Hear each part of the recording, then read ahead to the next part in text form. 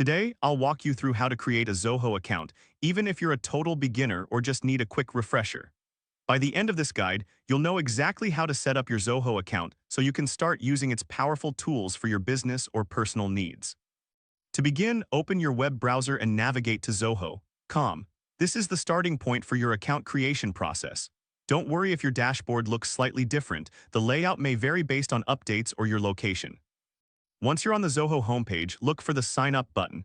This is typically located at the top right corner of the page. Clicking this button will take you to the registration form where you can enter your details. Now it's time to choose your email address. Enter a valid email that you'll use for your Zoho account. This email will be essential for account recovery and notifications, so make sure it's one you check regularly. Next, you'll need to create a password. Choose a strong password that combines letters, numbers, and special characters. This is crucial for keeping your account secure. After setting your password, the next step is to provide your phone number. This will be used for verification and account recovery, so ensure it's accurate. Now, make sure to check the box agreeing to Zoho's terms of service and privacy policy. This step is important as it confirms that you understand and accept the rules governing your use of the platform. Once you've completed the previous steps, click on the Sign Up button to proceed. This will submit your information and move you to the next phase of account creation.